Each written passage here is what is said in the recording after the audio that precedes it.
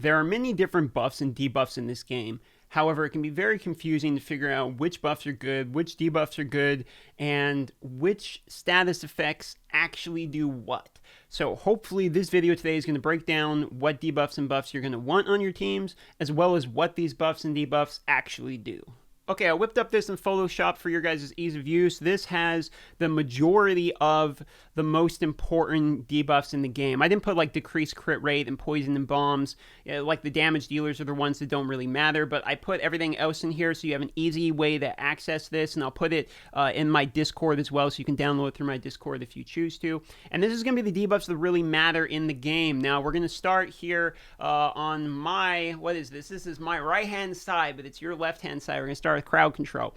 Now, starting from the top, that is stun. Up here at the very top is stun, and what stun does is it's going to apply the stun debuff, and it's going to make the person effectively skip a turn, and his cooldowns are not refreshed while the stun is active. Now, sleep is essentially the exact same thing. However, if you damage the character, he will come out of sleep, okay? Meaning that you can CC him, but if you somehow interact with that character with your character, you're going to accidentally awaken him, and then the CC is removed. Now, this does not apply if your damage over time affects me. If you have those poisons or something like that on the character, those don't trigger the sleep effect. That way, if you have a multiple turn sleep, but you have a multiple turn poison, you're not punished for using both of them. Now, freeze is similar to stun, with the difference that you only receive 75% of incoming damage. So they still don't get a cooldown, they still don't get an act, but they are receiving 25% less damage to themselves. They become slightly tankier. Now, the last one here, this is Provoke. Now, Provoke isn't used as much as the other debuffs. However, Provoke is very cool because what happens is, what it does is the champion with this debuff can only attack the champion that applies it for however many turns, and it uses their default skill. Meaning, if the person has Provoke on them, they automatically just go and attack. They don't get to use any other of the moves. It's effectively a silence, almost. Now, moving along to stat effects here on my left-hand side, you're right. I put block effects, meaning the top row there is going to block the things you see. If you see these, the first one is that's block revive, then that's block healing, then that's block cooldown, then that's block buffs, and then we have decrease effect, meaning decrease speed, decrease defense, decrease attack, and decrease accuracy. Now, the photos I am showing here are the superior variants of them. It's the decrease attack by 50%, decrease defense by 50%, etc. It's the massive decrease version, decrease accuracy by 50%. There are weaker versions of this in the 25 percentile. However, I do not recommend using those ones, and I did not show them on the debuff page because they look very similar. They just look like a less jazzed up version. Now we start getting into some kind of the more interesting debuffs here with Weaken. Now, Weaken is one of the best debuffs in the entire game. Increases damage received by whatever character is attacking them by 15 to 25% depending on which Weaken version. The one I've shown here is the 25% version, meaning your Cold Heart's massive third move that has that 30% extra critical rate and you have all the crit damage on is doing 25% more of that huge chunk of damage. For this reason, Weaken is very good in dungeons. It's also very, very good in the clan boss because Weaken also not doubles, but it increases the damage of the Giant Slayer and War Master procs as well. So if you have Giant Slayer and they have decreased defense plus Weaken, your Giant Slayer proc does almost double damage is where I was going with that. Now, the bottom one here, this is Leech. Now, Leech is kind of interesting. It's basically putting the lifesteal mechanic of receiving health back based upon how much you do to the champion, but in a way that allows anyone to use it without lifesteal set. So if you see this debuff icon on somebody, anyone who attacks that character is going to receive life back based upon the damage they dealt. This can be kind of cool for some characters that may not have lifesteal sets. I think there is going to be more uses for this in the future. However, currently it doesn't really have massive use outside of like clan boss and the dungeons maybe a little bit, but it's not a high tier one, but I wanted to put it in here because it's not something that's covered fairly regularly. Okay, now it's time to start talking about buffs. We're going to talk about defensive buffs first. These are the top tier defensive buffs that I have spread out here, and once again, you can download this as well as the buffs offensive that will be next. So starting from the top on the top left up, That way, we have block damage. This makes the champion immune to all forms of damage.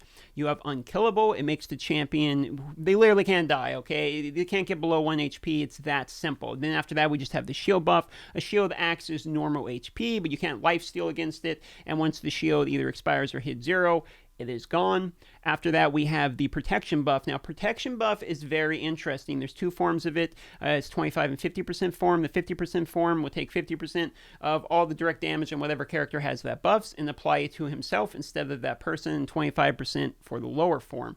Now, it is subjective based upon that person's defense. So if the person who is sucking up all of that damage has higher defense, then you are mitigating a larger amount of damage.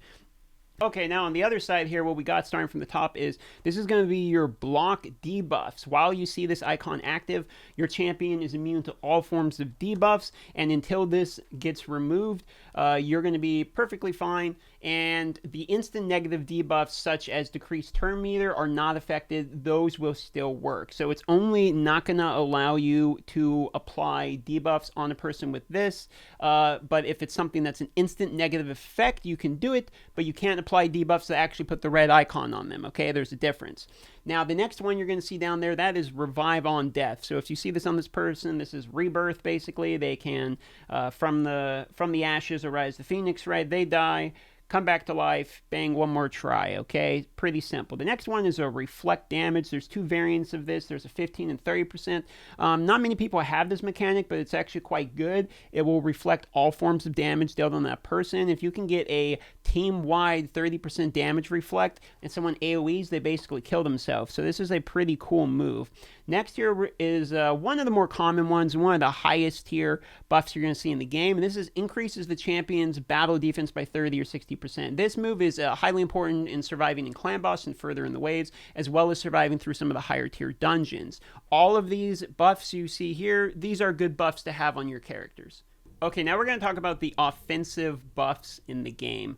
Now, there's a pretty good variety of these. As you're going to notice way off in the square in that corner, those are the increased variety of buffs. So if you see those icons, it's increased crit rate resistance, increased crit rate, increased accuracy, increased attack, and increased speed. And of course, all of the variants there you're seeing, those are in fact the higher tier variants, and there are lower and higher tiers of each of those.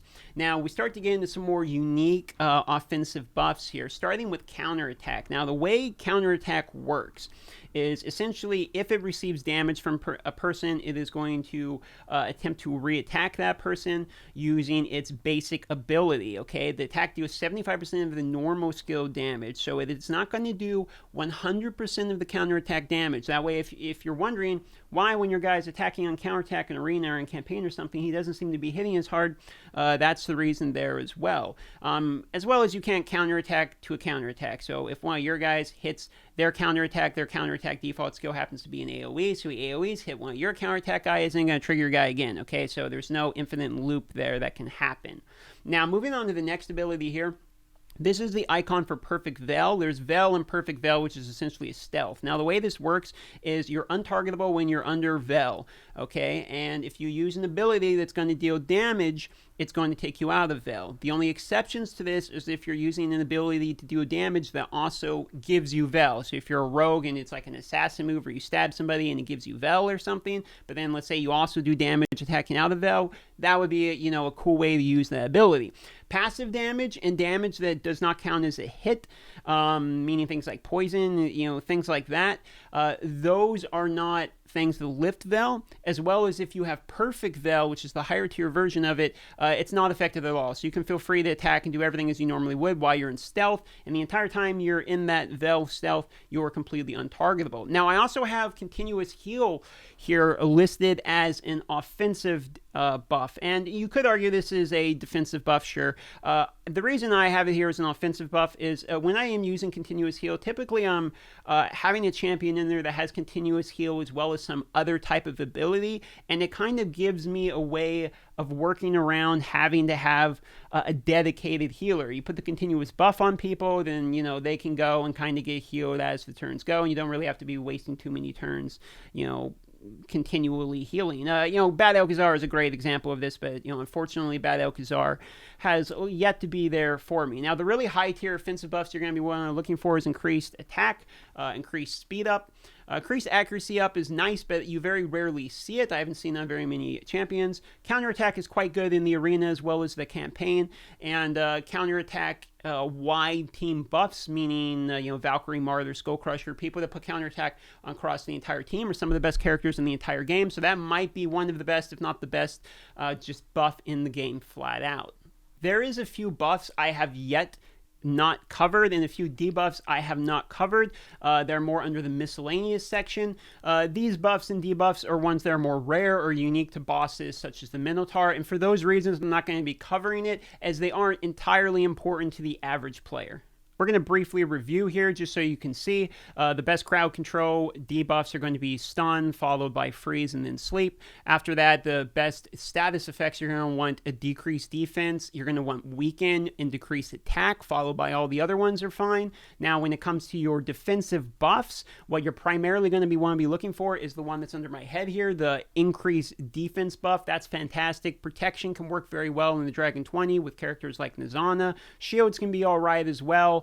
Unkillable is fantastic, but very difficult to get on team-wide, and block damage, of course, is great as well. But moving on to the offensive buffs, the primary ones you're going to want to be looking for here is that counterattack. Mainly, a team-wide counterattack is significant in all forms of the game. Then you're going to want the attack up and the speed up are pretty good as well. The other ones are nice if you can get them, but it's not really as big of a deal as getting that counterattack across your team. That's your biggest buff that you're going to really want to try to get in the game, right next to defense up. A last few things here at the end of the video. One is we're recruiting for the Whale Pod. We got a few spots available. We are pushing towards clearing Nightmare. We're fully clearing Bruto, super easy. Nightmare, we're almost to the point. We need a few more people, and then we're going to be able to clear Nightmare. And I'm going to start kind of clearing out the lower people and putting them in the lower tier guild. And we're going to be bringing in some more heavy hitters. So if you have a good roster, please join the Discord in the description down below. Go ahead and post it in the Raid Clan chat. Let us see what you have, and we would be happy to have you to play with me and all of the patrons and the friends we got in here. It'd be great to have you. We would like to try to clear that Ultra Nightmare just for content reasons if possible, so come on in. And also, there's one other thing I wanted to cover just towards the end of this video here. Now, you guys have seen my dwarf video where I kind of talk about the dwarves and reviewing them. They did actually hot buff here. They hot buffed the dwarf, and they well as hot fixed the Tomb Lord glitch, so now I can no longer do Spider. But check this out. They buffed the Mountain King here, and they made it now where his moves are based upon HP and attack, so he gets an additional ratio, and they decreased the cooldown from 6 to 5 and from 6 to 5, so now it's 1 cooldown down. But here's the big buff. Instead of going from 20 to 40%, now it goes from 50 to 100% attack. So this guy probably is going to hit pretty hard. I'm going to try to get my hands on him and see if there's something we can do with him, but we'll see if we can pull him or not. Right now, I think it's still double drops for dwarves, so we'll see. Okay, I'd like to say a huge thank you for making it to the end of the video. I very much appreciate it. I would like to send a shout out to my patrons. I think we have about somewhere between 10 or 11 of them now. I'd like to say thank you very much for all my patrons. Your support have put us very, very close to the camera. I think we're good to go. I should be able to buy the camera on the 21st when I get paid, so thank you guys very much for that. If you are new and you've never seen my Patreon before and you have any interest in supporting me above and beyond YouTube, the YouTube ad revenue does pay my, my food and my rent and everything that we really need, so I do not need any additional support. But if for some reason you did want to support me and help me get better equipment, which is where the Patreon support is going, the link is in the description. So I'd like to say a huge shout out, huge thank you to all that, to my viewers. We're going to hit 12K subs soon, and the support we've been getting through the Twitch streams and the support we've been getting on YouTube is fantastic. It's way more than I ever expected. You guys have been extremely generous, and this is just a heartfelt thank you to the community at large for being very welcoming with me within the raid community. Okay guys, I love you all and have a great day.